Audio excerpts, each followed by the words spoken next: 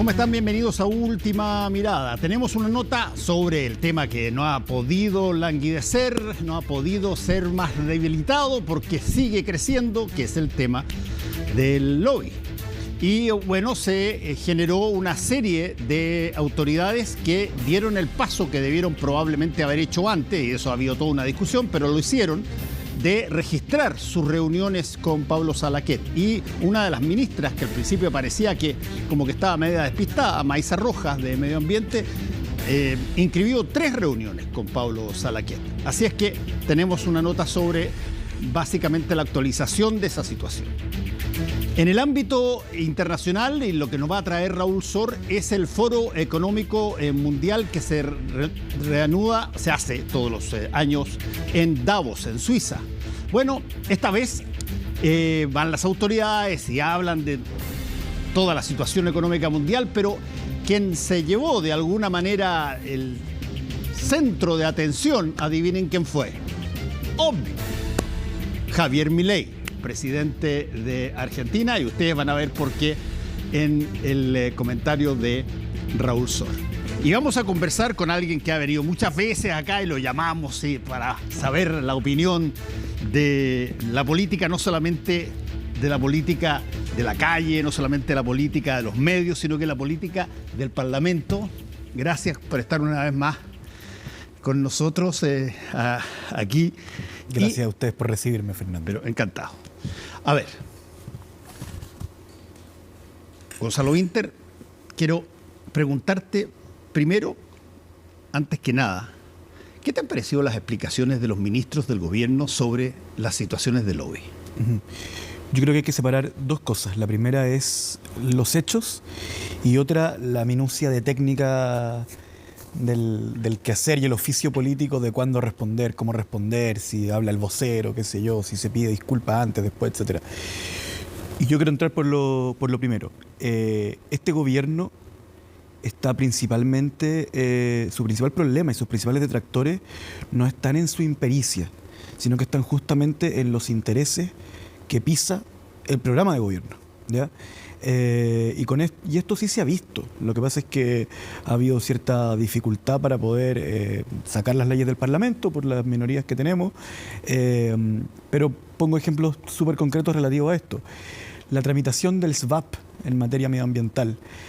La ministra Maysa Rojas ha sido la principal activista desde el ministerio, no, activista no es la palabra, pero la principal impulsora de que existan áreas protegidas y que en estas áreas protegidas no se pueda desarrollar la industria del salmón de la forma en que se desarrolla hoy día, lo cual ha tocado de manera muy directa los intereses de la salmonera. Respecto a la pesca, que si bien no hubo reuniones de pesca, sí había un pesquero y se trató de mezclar, el gobierno presentó una ley de pesca que depende el área y depende el pez, pero en anchoveta, en sardina española, en jurel, etcétera, en algunas zonas pasa de 85-15 de industrial artesanal a justamente todo lo contrario, es decir, hay un avance de la pesca artesanal y una disminución de los derechos de la pesca industrial. Lo mismo con el royalty, que chocó con los intereses de las grandes mineras, lo mismo con las AFP, que están en guerra contra el gobierno, etcétera. Y el principal detractor de nuestro gobierno son grandes intereses, grandes empresas, grandes transnacionales generalmente, cuyos intereses chocan con el programa de gobierno. A la ministra Maysa Rojas en particular le ha tocado muy duro aquello, y de hecho en la última ley de presupuesto se rechazó la partida medio ambiente y varios parlamentarios dijeron, se lo rechazamos porque no tiene diálogo con nosotros, y en el fondo lo que te transmiten es no tiene diálogo con la industria, ¿ya? Ella es una activista medioambiental, dicen, y no entiende las necesidades de las grandes transnacionales cuyos intereses está haciendo contradicción con los del medio ambiente. Entonces, yo quiero poner esa nota sobre la mesa porque no hay ningún evento en que uno pueda decir que la ministra Maysa Rojas ha actuado en favor del interés del particular, ¿ya? Y eso lo quiero dejar súper claro. Por el contrario, la ministra Maysa Rojas ha chocado con los intereses de las grandes salmoneras y ha chocado con los intereses de las transnacionales pesqueras. Ahora bien, hubo impericia en estas reuniones, ¿ya? Confió en quienes eran sus adversarios, confió en quienes querían derrotarla, confió en quienes gestionan notas en los diarios de ellos mismos, permanentemente contra ella, generando esta reunión en la casa de un lobista, cosa que, dado los resultados, evidentemente no debería haber hecho. Ahora, convengamos una cosa, porque creo que si es que esto no estamos de acuerdo, entonces la cosa cambia de cariz totalmente. Ajá. La ley de lobby fue creada. Sí. Creada. Como todas las leyes de lobby similares en distintas partes del mundo, fue creada para que la ciudadanía supiera de conversaciones que eventualmente se llevaban a cabo en diversas facetas entre reguladores y regulados. Sí. Y eso justamente tenía como intención proteger al gobierno, proteger incluso a los personajes privados de estar... No, más que eso, y concediendo el punto, tenía como interés proteger a la ciudadanía de una cierta opacidad. Exactamente. En un mundo capitalista. Y por eso es que se generaban registros de lobistas, las situaciones eran tal y cual. Cuando de repente alguien... Yo trabajo con el registro de lobby permanentemente. Claro, cuando de repente alguien dice, mira, la verdad que apareciera un lobista que llevara a empresarios acá y conversara con nosotros sobre las cosas que estamos pensando, en realidad nunca pensé que había que registrarlo, porque o confunden una conversación de este tipo con un diálogo que tiene una cosa total y absolutamente distinta de Cari. Lo que la gente generalmente probablemente se pregunta es, a ver, ¿cómo puede ser que una persona con una formación pero tremendamente importante, a cargo de establecimientos enormes, con una persona que la llama, que es lobista profesional, con personas que tienen que ver con las personas que ellos mismos vigilan, se conversan sobre materias que eventualmente pueden transformarse en proyectos de ley, y eso no pasa por una ley de ley. A ver, quiero ser muy claro con algo. Yo no soy vocero de la ministra Maíza Roja. yo sé. Sí soy defensor de los resultados de sus gestiones. Y sí soy una persona que observa la política nacional y se da cuenta que los que quieren liberalizar por completo la explotación de litio y destruir los salares, los que quieren poder explotar el salmón en toda la costa y los que quieren llevarse a Noruega la totalidad de los peces, la ven como una adversaria. Eso es una opinión personal. Pero eso mismo. Mira, perdona, sí. Gonzalo, pero si voy a responder la pregunta. Déjame agregarte un punto. Todas esas personas que tú estás caricaturizando, de alguna manera, etiquetando de alguna manera, las personas que no quieren, etcétera. Sí, hubo algo de caricatura, pero todos saben a qué no me refiero. Lo que más querrían es que no los ministros o las personas, los gobernantes que conversan con ellos, no registren sus reuniones en la ley de lobby. Y sin embargo, voy por parte. Yo me imagino. Y sin embargo, lo que el gobierno debiera hacer en función de su ciudadanía es hacer todo lo contrario. Sí, yo me imagino que lo que pasó acá es que a la ministra Maíza Roja, y ojo, gente de todos los espectros. Sí, yo no tengo solamente la yo sacaría en particular a la persona que recibió unos pagos por unos servicios de unas empresas de Salaquet, porque yo creo que esas dos historias no tienen nada que ver, ¿ya? Una dirigente política, ¿no? Sí, la Paulina Boanich. No. Otra. También una expresidenta de un partido, del PPD. ¿PPD? ¿La Natalia? Sí. Ya. Pero solamente decir que son dos cosas distintas. Yo me imagino que en estos casos una de las cosas que se dice es, bueno, estos ministros que vienen de la academia no conocen el mundo productivo, tenemos un problema de brechas de conocimiento entre distintos mundos en Chile, que yo creo que es cierto. Yo he conocido, hay una teoría sobre que el gran empresariado en Chile es sumamente práctico y que solamente ve la ganancia y yo creo que eso no es correcto, que tiene pasiones como cualquier ciudadano que vive dentro de la República de Chile, que es susceptible de algo que todos los ciudadanos son susceptibles, que es de las cámaras de resonancia, de estar preso del grupo de WhatsApp donde estáis, en donde, digamos, el presidente Boric es un tipo que quiere el restablecimiento de la Unión Soviética en Chile y no distinguen primera línea de Frente Amplio, no distinguen Mario Marcel de ¿cómo se llama? Castillo, el indultado de Atacama. Luis Castillo. No hacen esa distinción y por el contrario yo creo que hay sectores de los cuales yo soy parte que sí tienen un desconocimiento del mundo de los empresarios. Lo digo con toda claridad y sin ningún tapujo, y eso nos lleva a un montón de problemas. Espera, y yo creo, me imagino que cómo ocurrió esto es que le dijeron, mira, estas no son reuniones para analizar la ley, para eso está el Congreso, pero ven a mi casa, conózcanse, conversen, etcétera.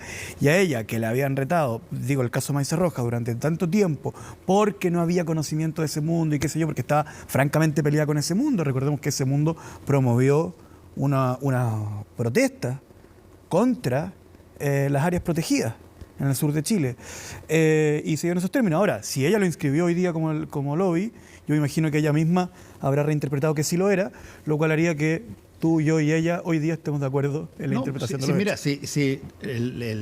Las leyes de lobby en todos los países, yo esto lo he contado ya 2 veces porque yo conozco la ley de lobby de Estados Unidos. La ley de lobby de Estados Unidos tuvo a Chile, al gobierno de Pinochet, como lobista que no registró sus relaciones a través de un lobista, Marvin Lipman, en Estados Unidos.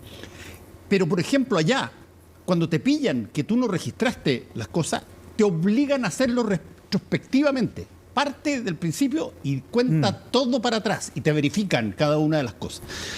Lo que importa aquí es que se valore una herramienta que cuando salió uno entendió que el más beneficiado en este tipo de cosas era el público atento, que podía perfectamente saber si es que las personas que eligieron para ser gobierno estaban actuando en forma transparente. Y no solamente eso, también genera un mecanismo que hay que valorarlo, que le permite a las personas solicitar formalmente además una reunión con las autoridades. Toda la razón. Que paso el dato, que esto no es muy interesante, pero habla de los cambios de los tiempos. Con la ley de transparencia y con la ley de lobby, el mundo parlamentario perdió 2 herramientas que eran parte de sus tareas, que era gestionar reuniones entre el pueblo y las autoridades, ¿cierto? Y oficiar a las autoridades para obtener una información. Y esas 2 hoy día, la potencia parlamentaria es inferior a la que tiene la ciudadanía a través de la ley de lobby y ley de transparencia. Ok, te lo compro totalmente, y te quiero, antes de pasar al otro tema, decir lo siguiente. Que a mí todavía me parece curioso. La inexperiencia, por ejemplo, en el gobiernos que llegan por primera vez, una generación que llegó por primera vez, en cualquier parte del mundo, bueno, se va curando con justamente el proceso, el tramo de tiempo que uno actúa como gobernante, y se va a encontrar con un montón de cosas que probablemente no sabía en los detalles cómo se hacían. Pero sí, y eso es una cosa que a mí me sorprendió, lo liviano que ha sido. Hasta que se descubrió la importancia que era para lo siguiente, y por lo tanto hay que hacerlo con efecto retroactivo todos los registros. Pero lo liviano que ha sido que una ley que yo creo que se aplaudió mayoritariamente, particularmente por la gente que quería mayor apertura y transparencia, se relativice con la facilidad con que se relativizado. Quiero hacer un asterisco. A mí tú sabes que me carga esto de la generación, porque siempre he dicho, yo milito en un partido político por sus principios, ideas, conductas políticas. Nunca pregunté de qué edad eran los... Y no creo que las generaciones actúen como un todo. De hecho, en el Congreso pasa algo genial, que parlamentarios de mi misma edad me dicen tu generación, así que... Pero, si tú eres de mi misma generación, no tiene sentido. Los contenidos pero los ministros que fueron los ministros y los parlamentarios que fueron a estas reuniones no son en general ni parte de esa generación, ni los más sin experiencia. Está yo no estoy diciendo de que fueron los viejos o fueron los jóvenes. Lo que estoy diciendo es que si es que hay algo nuevo que dentro de esta serie de iniciativas legales que tienen que ver con la transparencia y el conocimiento obligado que el público debiera tener de respecto de tantas prácticas, lo que más se paraba a uno a aplaudir era, entre otras cosas, la ley de lobby. Pero si es que la vaya a matar tú mismo, porque no la usa, yo me entonces imagino me parece que el es principal error, una cosa ilógica. Y yo me imagino que el principal error de las autoridades que fueron a estas reuniones de forma incorrecta, tiene que ver con lo que yo dije al principio.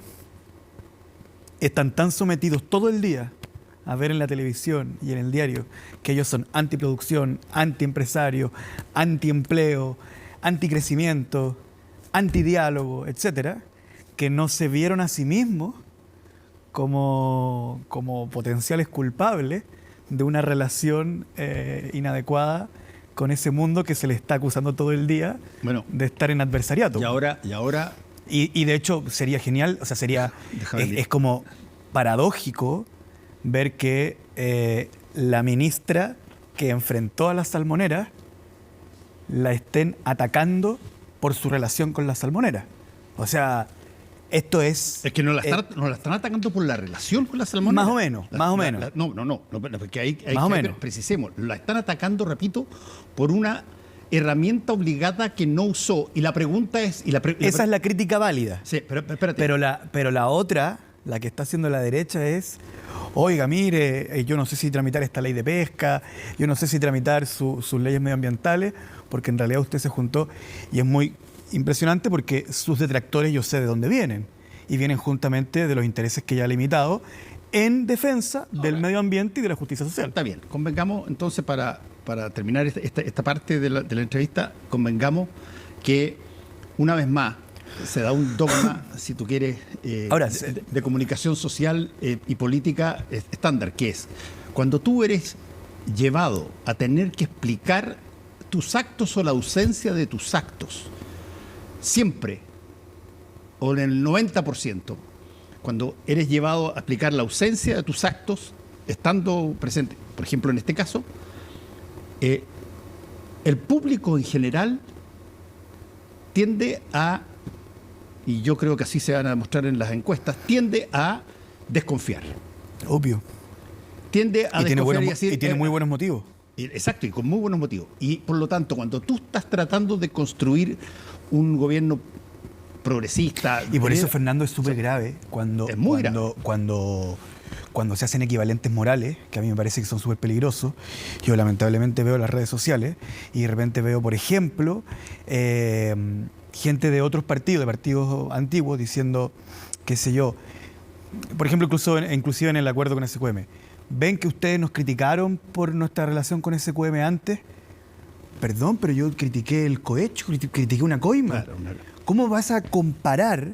O sea, y tú mismo deberías criticar eso también, en vez de decir, ¿viste que estaba bien ser coimeado?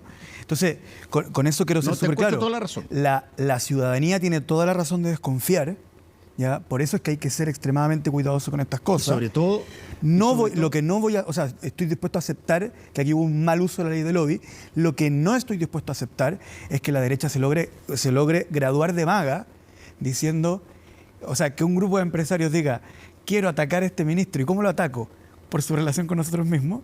Me parece que ya es como la mayor... Lo peor de todo es... La mayor gambeta política que se pueda hacer. Estoy de acuerdo que pero en el fondo... Pero ese tipo de cosas tú los ves todo el tiempo. Lo que sí quiero hacer es separar las cosas. Muy mal haber ocupado mal la ley de lobby, sí, pero las cosas como son. Aquí no hay ningún interés defendido por parte de los que fueron a las reuniones, hasta donde yo sé, o sea, al menos las autoridades de gobierno, porque nadie ni siquiera ha logrado decir qué cosa podrían haber escrito en una ley que pareciera... Porque cuando yo digo Pablo Longueira, SQM, yo tengo claro qué es lo que estoy acusando, la invariabilidad tributaria, que se estableció en un artículo. Sí. Cuando digo Corpesca, Jacqueline Van Rieselberghe, es un artículo de la ley, que está en la ley actual, lo que yo estoy acusando que fue un beneficio. Solo que ahora y mucho menos que alguien me venga a decir, esto es igual como cuando había coimas. No, pues. Conversar y no registrar en la ley de lobby está mal, pero conversar y no registrar en la ley de lobby no es una coima. Por eso el castellano inventó una palabra para cada uno. No, puede ser. ¿Cómo puede ser? No, es que... No, o sea, concédeme que conversar y no registrar en la ley de lobby pasarle plata a alguien para que te hagan una... Defienda tu interés personal en el interés personal, una coima, es un delito. En vez del bien público. Es un delito. Sí, claro, ese es mi punto. Omitir algo que eventualmente puede Fernando, terminar en... Hay unos caraduras que nos dicen, ven que ustedes nos criticaron cuando cometíamos delitos. Ya, pero... No, güey, si no te criticaba, yo te criticaba el Código Penal. Ya está bien. Te criticaba el Tribunal Oral en lo penal. Pero yo no estoy hablando de eso, estoy hablando de cuando tú, en conciencia, porque perdóname, pero yo voy a ser escéptico en esto, mira, nosotros no sabíamos que teníamos que ingresar esto en ley del lobo. De acuerdo. Ok, yo parto de la base que todo gobernante que tiene un cargo y que tiene un cargo que además genera una base, si tú quieres, territorial de temas, expertos en eso, sabe o debiera saber Sí. este tipo de cosas. Bueno, estoy de acuerdo contigo en que una cosa es una coima y que eso es fruto de cárcel o pérdida de libertad, y otra cosa totalmente distinta es cuando tú no acudes al instrumento creado para avisarle a la población qué es lo que estás haciendo y por qué justificas tú una reunión con una persona que es regulado por ti. De acuerdo. Y eso no es efectivamente equivalente en términos de gravedad. Y sí requiere cierta atención, porque efectivamente los políticos estamos permanentemente en conversaciones en donde el instante lobby surge de manera informal de repente. Sí. O sea, a mí me ha pasado que yo he inscrito reuniones que no eran de lobby. Y que durante la conversación alguien me dice, y ya que lo menciona, hay una ley que me afecta.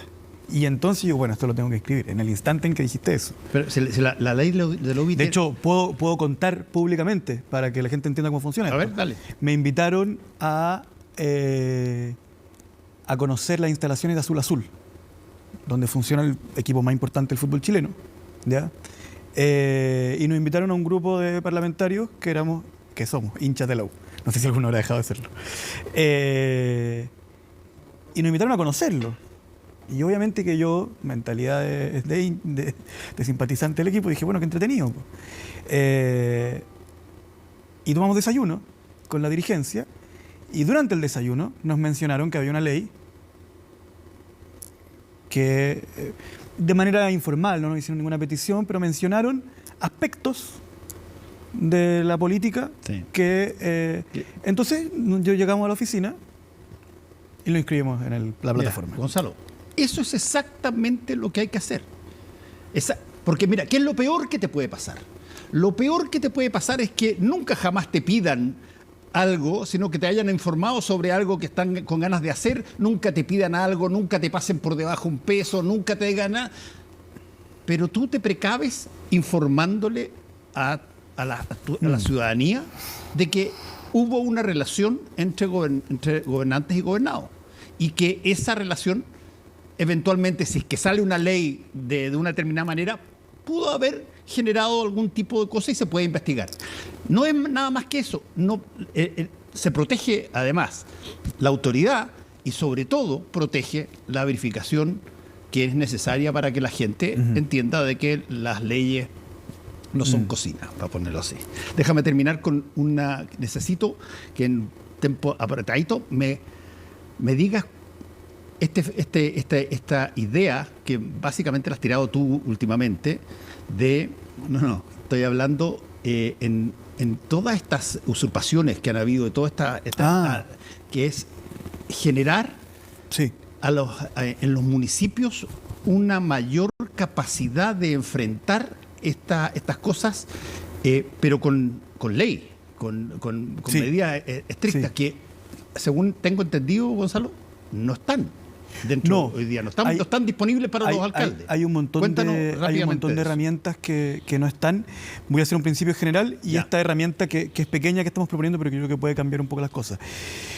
Yo veo muy peligroso algo que está ocurriendo en el mundo actualmente, que es que el crecimiento de figuras como Javier Milei, como tú lo presentabas al principio, que tiene fascinada a la derecha chilena con esta idea de que todos los impuestos son un robo, de que el Estado siempre es un problema, etcétera, nos lleva, a mi juicio, a un futuro muy dramático.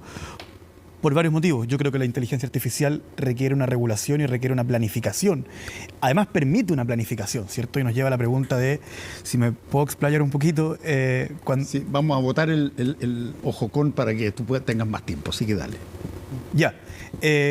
Bueno, entonces voy a hacer el punto. La inteligencia artificial nos lleva a dos caminos o dos formas de enfrentar una pregunta. Si es que nos dicen que los chinos desarrollaron un dron que puede cosechar una manzana, alguien podría decir, entonces todo el trabajo que tenía que implementar en un día una temporera para sacar esa manzana y por lo tanto producir la renta para mantener a su familia, ya no es necesario. Y ahora puede descansar más y tener una vida más plena, cuidar a sus hijos, estar presente en la casa cuando el hijo está tentado de meterse a una banda narcotraficante, estar presente en la casa, entregarle el amor necesario, las herramientas, la alternativa, ¿cierto? O por el contrario, alguien puede decir, ahora que se creó ese dron, todas las temporeras van a estar sin trabajo y por lo tanto van a caer en la miseria. Eso requiere un Estado presente que resuelva aquello. Respecto al narcotráfico y a las bandas, lo mismo. Por primera vez, Fernando, y tú lo sabes muy bien, los políticos estamos ante la pregunta genuina de si acaso podemos perder la pelea contra el narcotráfico, ¿ya? Antiguamente, cuando yo entré en política, que no fue hace tantos años tampoco, la pregunta era si subía la delincuencia o bajaba la delincuencia. Hoy día tenemos el fundado temor de que podemos perder contra la delincuencia, que es muy sencillo, que el dinero que les entre sea mayor que el dinero que nosotros somos capaces de gastar y organizar en combatirla. Y eso requiere, a mi juicio, un Estado extremadamente presente, ¿ya?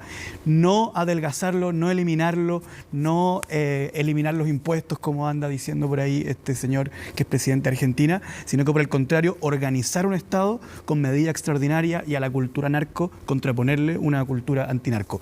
¿Cuál es el punto del proyecto que nosotros estamos presentando? Nuestra ciudad de Santiago, y lo hemos visto en varias capitales regionales, tiene un montón de inmuebles abandonados. De hecho, este mismo barrio tiene un montón de casas abandonadas y todas las comunas de Santiago tienen sitios de herediazos abandonados. Se terminan convirtiendo en focos de delito y no se pueden desalojar porque los alcaldes no tienen las herramientas para desalojarlo, porque solamente la iniciativa para generar un desalojo la tiene el dueño. Esto genera una rabia particular en los vecinos, que lo he percibido cuando converso con ellos, porque hay una sensación muy fuerte de que el delincuente pasó de ser alguien que está en la oscuridad de la sociedad, en la periferia, en la opacidad, a tener un local establecido, y en una casa no pequeña, frente a la mía. Que todos ¿cierto? conocen, además. Y que todos conocen, todos saben en esa casa se vende, ¿cierto? O en ese sitio de Ariazo, foco de delincuencia, ahí funcionan, ahí se hacen los intercambios, etcétera. Y muchas veces los alcaldes no pueden hacer el desalojo porque el dueño no aparece, porque tiene el sitio en engorda o porque la casa está esperando una sucesión hace 40 años, están esperando que una inmobiliaria compre una casa vieja para construir un edificio, y pasa algo más grave, que inclusive cuando hay delitos flagrantes y se puede realizar el desalojo, al día siguiente vuelven. ¿Qué es lo que nosotros estamos proponiendo? Un mecanismo legal, que no voy a dar la lata explicando cuál es, pero ya existe la figura de la declaración de abandono municipal, pero lo que nosotros estamos proponiendo es que una vez declarado el abandono de un inmueble, el dueño, o sea, el municipio, pueda subrogar al dueño en las facultades que el dueño le asisten, que son solicitar el desalojo cuando quiera y ocuparlo. Y allí donde había un foco de delincuencia, convertirlo en una feria libre, en una multicancha, etcétera. Obviamente siempre el dueño puede solicitar la reclamación pagando las multas y los gastos que significó para el municipio evitar que su terreno sea... Con la Asociación de Municipalidades. Por supuesto, tuvimos una reunión ya, el proyecto está presentado, tuvimos una reunión con Carolina del Estado. Porque esta es una cosa que es tremendamente transversal. Para ser muy claro, este proyecto no se me ocurrió porque me cayó una manzana en la cabeza. Este proyecto se me ocurrió conversando con alcaldes, que me dicen, pucha, logré desalojar acá, logré desbaratar tal banda, conversando obviamente con carabineros, con la fiscalía, etcétera. En términos ideológicos, totalmente. Es muy interesante porque los alcaldes de derecha están muy de acuerdo y me dicen, uy, yo con esta ley podría desalojar, y al tiro te dicen, el de tal esquina con tal esquina, el de tal esquina, te dicen hasta el nombre de la banda que opera en esa esquina, ¿ya? Pero la gracia es que no solamente desalojan, sino que al día siguiente no pueden volver porque ocupa el alcalde la casa o el terreno. Puede poner un puesto de vigilancia, puede poner inspectores municipales, puede poner una oficina municipal, puede poner una multicancha, un jardín infantil, una feria libre, da lo mismo. El punto es que la sociedad vaya tomándose los sitios. Por eso es tan importante lo que hace la delegada Constanza Martínez cuando vota los mausoleos. Porque la destrucción del mausoleo narco es decirle a la sociedad, ojo, aquí está el Estado, también participa y está en competencia y está en un gallito con el narco. Ahora bien, parlamentarios de derecha sí son detractores, porque dicen municipio con propiedad privada, no, hay un ideologismo atávico que se les cruza. Bueno, eso, ¿tú crees que vas a tener el apoyo del... Sí, el subsecretario Vergara anunció hace poco que se le iba a dar el impulso a este proyecto de ley, que yo creo que puede cambiarle la cara a la ciudad, porque, claro, va a haber un tema de cómo financiarlo, etcétera, cómo recuperar la casa y todo, pero va a permitir que la sociedad se meta en los sitios donde el narco es rey. Muchas gracias a Gonzalo Winter, una vez más. Gracias. Muy bien. Tenemos una nota un poquitito, tiene que ver con lo que estábamos conversando con el diputado y que tiene que ver con los registros en todo lo que tiene que ver con la ley de lobby y los registros que se han empezado ya a reiterar porque el escándalo de alguna manera ha llevado a, incluso voluntariamente, con alguna suerte de retroactividad, inscribir las visitas donde hubo personas reguladas con personas reguladores al mismo tiempo en situación de lobby.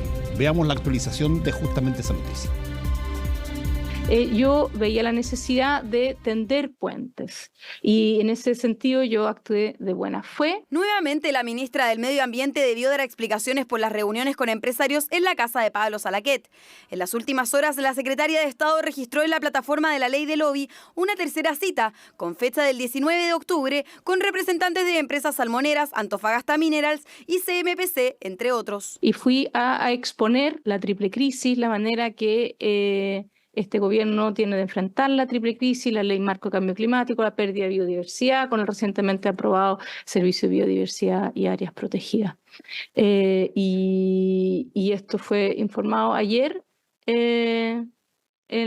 subió ayer por ley de lobby en la plataforma. Apenas llegó a la Comisión de Medio Ambiente, la ministra fue cuestionada por los parlamentarios, tanto de oposición como de oficialismo, quienes acusaron que se quebraron las confianzas. Y mientras estamos en plena discusión en la comisión, a todos nos llega a través de nuestros teléfonos la portada del diario La Segunda, en donde básicamente se pone en entredicho la ministra Maxa Roja. En esas condiciones, habiendo sido quebrada la confianza con la comisión y en particular estando quebrada la confianza también con la ciudadanía, es que nosotros llegamos al acuerdo de no continuar con la tramitación de los proyectos de ley del Ejecutivo hasta que se aclare esta situación y a su vez enviar una carta de toda la comisión, de los 13 miembros de la Comisión de Medio Ambiente, al presidente de la República manifestando esta falta de confianza con la ministra Maxa Roja. Clima tenso que derivó en la suspensión de la sesión y la molestia del Ejecutivo. La ley y el reglamento de ambas corporaciones son enfáticos. Los ministros de Estado no pueden ser excluidos del debate parlamentario. Un ministro tiene el derecho a asistir a las sesiones de sala y a las sesiones de comisión, tal cual lo hacen los parlamentarios, sean diputados, diputadas, senadores o senadoras. Reuniones en la casa de Pablo Salaquet que también han implicado en que algunos parlamentarios pidan incluso la renuncia de los 6 secretarios de Estado involucrados. Yo creo que sin duda alguna es muy grave lo que ha ocurrido, porque tanto ella como la ministra Toá, el ministro Grau y todas las autoridades de este gobierno que no cumplieron con la ley del lobby debieran ser personas que renuncien, porque si no son capaces de cumplir con la ley, ¿qué esperan que le podamos exigir al resto de los chilenos? Por su parte, la ministra del Interior, Carolina Toá, permanece siendo la única que no ha registrado los encuentros en la plataforma de lobby. Sin embargo, dio a conocer el listado de los invitados que la acompañaron el pasado 15 de junio, y entre los nombres están empresarios como Eduardo Navarro, gerente general de Copec, Luis Felipe Gacitúa, presidente de CMPC, Juan Carlos Chomalí, presidente de AFP Capital, y Holger Polman, CEO de Sky Airline. Soy muy atenta a las cosas que dicen los parlamentarios siempre, tratamos de ser muy receptivos y de siempre examinar las cosas, pero en este caso nos parece que ajustarnos a la ley, hacer lo que la ley mandata, no se puede considerar soberbia. La ley mandata que es lobby y que no, y nosotros estamos cumpliendo la ley. Una ley que ha sido cuestionada en las últimas semanas, ya que, por ejemplo, no regula a los lobistas. Desde el oficialismo han propuesto modificarla. A presentar un proyecto de ley que lo que hace es modificar la ley del lobby y otros cuerpos normativos en miras a 3 objetivos. En primer lugar, alargar el plazo de inhabilidad para quienes ocupen altos cargos dentro de un gobierno a 5 años de poder después pasar a ser grandes directores de empresas. En segundo lugar, establecer un registro de carácter público como una medida de transparencia y finalmente un aumento de las penas, la multa en particular, por el incumplimiento de la normativa de lobby. Este viernes se cumple el plazo para que los ministros que participaron en los encuentros en la casa de Salaquet entreguen los detalles de cada reunión para que finalmente la Contraloría se pueda pronunciar al respecto y esclarezca si se habría incumplido o no la ley de lobby. Hacemos una pequeña pausa y volvemos con el análisis internacional de Raúl Sor.